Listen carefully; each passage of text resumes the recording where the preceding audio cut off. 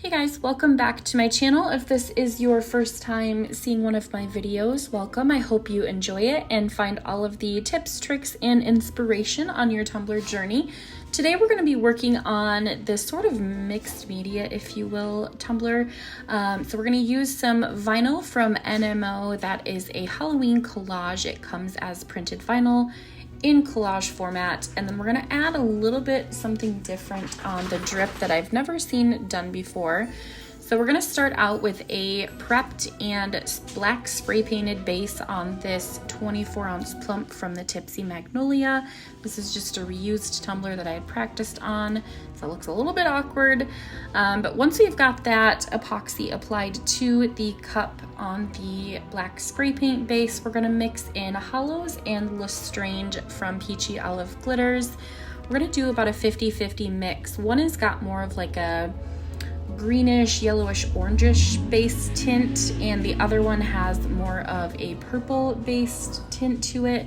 And so mixing them together, it kind of emulates the colors that are in that vinyl. You've got a little bit of the purple, which is shown in the vinyl, a little bit of the orange, and then the black to obviously coordinate with the Halloween theme.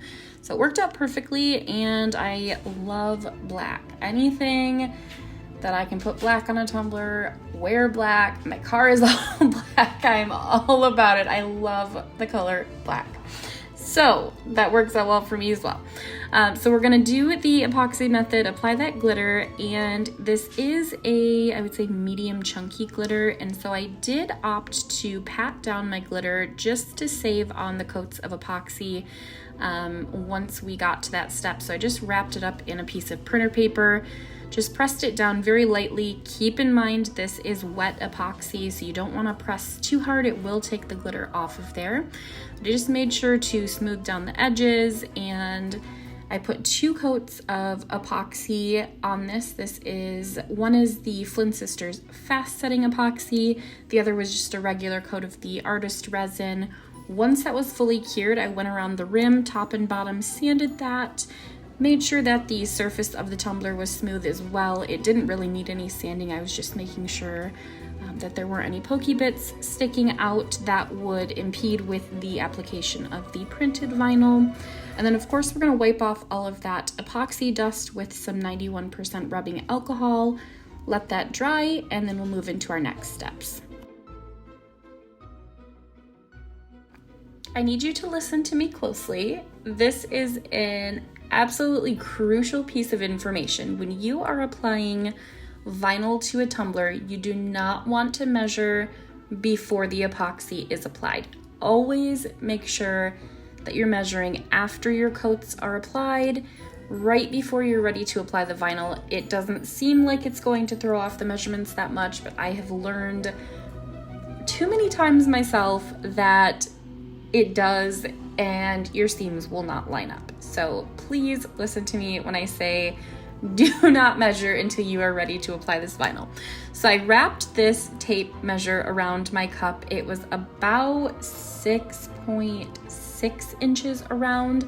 I went up to 6.65 inches around, and that actually worked perfectly. There was like maybe a millimeter of overhang, and I just had to finagle the drip at the bottom to make sure that it completely lined up. I just scored it and made it look like the drips lined up exactly.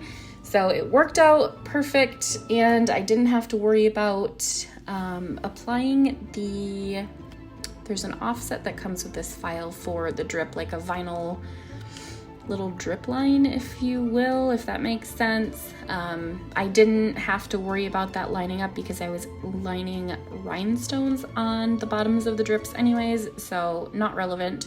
But be cautious if you're not doing the rhinestones, that will matter. So make sure your measurements are dead on. And I forgot to mention that I got this vinyl SVG drip from Daniel Spencer Exclusives. I will link the file below that I purchased.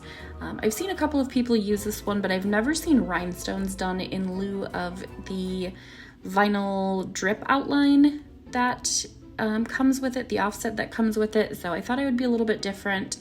But once I got that vinyl applied using the hinge method, I put a line of just black vinyl along the top to help it look more finished.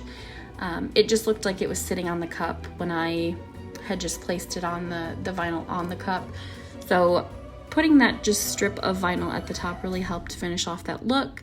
And then after my final coat of epoxy was applied to this cup, I went in with my rhinestones. You want to ensure that you're not putting the rhinestones on prior to your last coat of epoxy. If you're epoxying over these rhinestones, as I've mentioned in the past, it is going to dull your rhinestones. You're not going to get that super shiny, glittery look that you would get with these rhinestones. So make sure you're using those on the cup after your final coat has fully cured. These are the white Opal Luminous in size SS16 from the Flynn Sisters supply shop. I will have a discount code for the epoxy as well as the rhinestones in the description box for you guys. But I just went around and put some glue around the drips. There are lots of glues out there. I use Liquid Fusion myself. I've had really good experiences with that, so I would recommend that if you are working on rhinestones. But you want to be very cautious to keep a minimal amount of glue when you're applying these. If you are putting too much glue beneath the rhinestone and you press it down, it will squeeze out from the bottom and engulf your rhinestone in that glue. So just be cautious of that. And we're going to go around all the way around the bottom of this strip and we'll finish off this cup.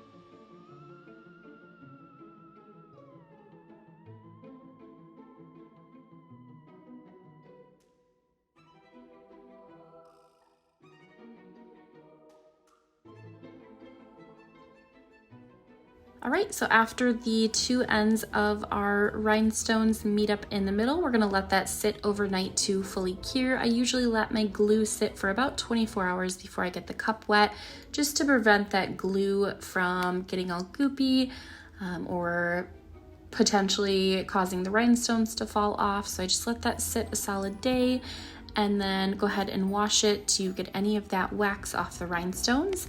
And this cup is completely finished. So let me know what you guys thought in the comments. Don't forget to like and subscribe, hit that bell button for notifications for future tutorials, and I will see you guys next weekend.